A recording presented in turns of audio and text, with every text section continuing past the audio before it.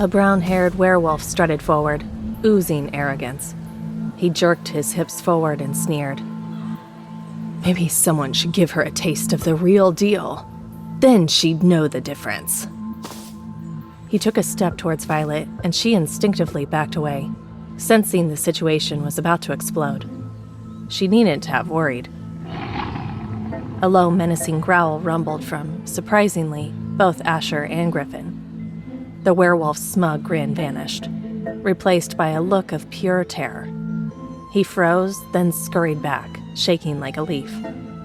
Everyone stared, not just at Asher, but mostly at Griffin, completely shocked. Asher being protective of Violet wasn't unusual, but Griffin? This was new. Even Griffin seemed surprised by his own reaction. He frowned slightly, as if questioning himself. But the hesitation was short-lived. His expression quickly became cool and collected. "Let's get this over with," he said. Right then and there, Griffin began to shift. Bones cracked, muscles ripped, and his body contorted as he transformed into his wolf form. This seemed to be the signal everyone was waiting for. Every werewolf in the arena started shifting, a chorus of grotesque snaps and groans filling the air. Violet felt dizzy. This was her first time seeing so many werewolves shift at once, and it was overwhelming. As expected, Griffin was the first to fully transform. Violet gasped. He was a massive red-furred wolf, radiating power and ferocity. His eyes, a warm amber, held an intelligence that confirmed he was both a monster and a thinking being. But another wolf caught her eye. Huge, but not as gigantic as Griffin. This wolf's midnight black fur drew her in. Even in wolf form, Asher's eyes remained the same vertical slits, an unsettling sight on a wolf. It was strangely captivating. As if vying for her attention, a green-furred wolf barreled into Asher, shoving him aside. Violet knew instantly it was Roman Draven. A green wolf? Violet had no idea how that was even possible, but she wasn't complaining. He was a splash of color in this wild scene, unique and playful. And then the most beautiful snow-white wolf Violet had ever seen stepped into view. Alaric Storm. His fur shimmered in the sunlight like freshly fallen snow. He was the perfect blend of grace and power. Whether human or wolf, Alaric had a way of taking her breath away. But human or animal, those intense blue eyes seemed to want her dead. And he made a move.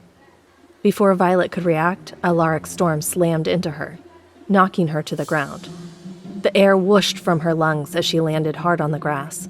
Her vision blurred, and for a split second, she swore her life flashed before her eyes.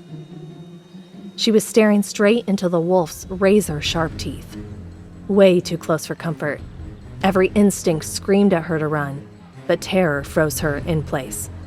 She squeezed her eyes shut, bracing for the inevitable. But instead of the searing pain she expected, Violet felt something cold, wet, and slobbery dragging across her face. Her eyes popped open. Laughter exploded from the human onlookers, who were clearly finding this whole thing hilarious. Panic swelled inside Violet, and she tried to push the wolves away, but her hands froze when she saw their sharp teeth glinting in the sun.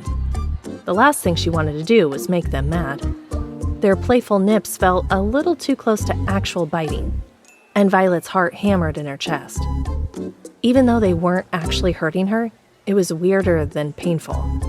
The combo of their rough tongues, wet noses, and the stifling heat of their bodies was making her totally freak out. "Get off me!" she finally croaked. Just when she thought it was finally over, her tiny bit of relief was shattered. A mischievous green wolf, Roman, strolled over, his green eyes twinkling. "No," Violet whispered, a knot forming in her stomach. She didn't even have the energy to protest. She was completely wiped out. Then, to her horror, Roman lifted his leg. Before she could react, a warm stream of pee hit her, soaking through her clothes. The laughter around her went up another notch as the other students realized what Roman had done. Violet couldn't breathe. This was the most embarrassing thing that had ever happened to her. The damp warmth spread through her clothes, clinging to her skin like a second disgusting layer. Her mind went blank. She couldn't fight, scream, or even cry. She just lay there, numb. As the laughter died down, Roman shifted back into his human form. He crouched down next to her. "And this is how we give the best scenting treatment," Roman said with a huge grin. "Welcome to Lenara's school, little purple head."